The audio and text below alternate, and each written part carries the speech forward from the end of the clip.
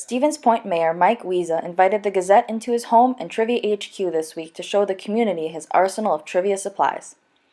Everything from records, books, and old films line the corridors of the second floor of his home, all of which form a foundation for his decades-old team, the Franklin Street Burnouts. So the team started back in the 70s as the Franklin Street Burnouts. We're on Franklin Street, right? So we always have our handy fire extinguisher just in case the burnouts get a little too excited and we have to put them out. So we have the fire extinguisher on hand at all times. But it goes back to the mid-70s, early 70s as far as the team goes. And we decided that we would never be able to move because you can't have the Franklin Street Burnouts if you're not on Franklin Street. When I first started, I was 10 years old. And for whatever reason, I remember it. It was one of those traumatic situations when you're a kid. My parents said, I was over at St. Pete's Playground just up the block and playing basketball. And I came here and my aunt and uncle were playing with a bunch of their friends. They were all running around looking for an answer. And I said, well, what's the question? And back then it was before pari-mutuel scoring. So it was, each question was worth so many points. And it was a 50-point question. And it was in the, what was the opening monologue to the movie called Magic. It was about a dummy that came to life and killed people way before Chucky. Well, for some reason I remembered it when I was a kid. And it was abracadabra, I am he, presto changeo, now he is me, hocus pocus, we take her to bed, magic is fun, you're dead. And I remember that, and I rattled it off, and they had me on the old rotary phone, and they called in the answer.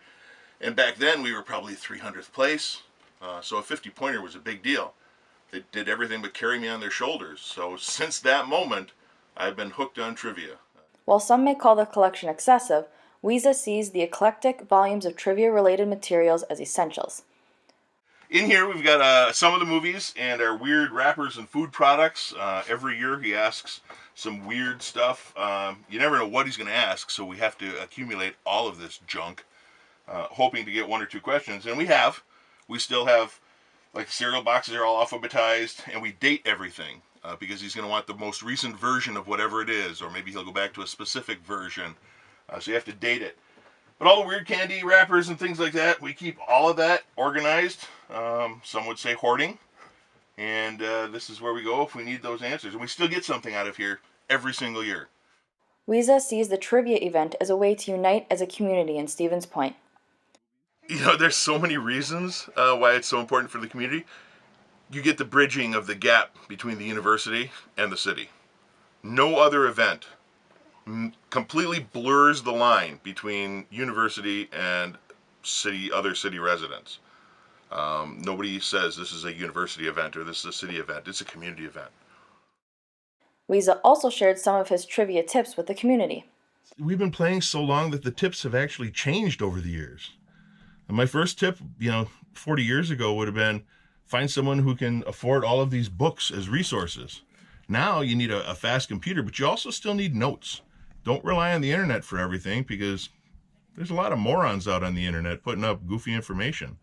And still rely on your notes, trust but verify. And the biggest thing is have fun with it. Follow the Portage County Gazette for more local news.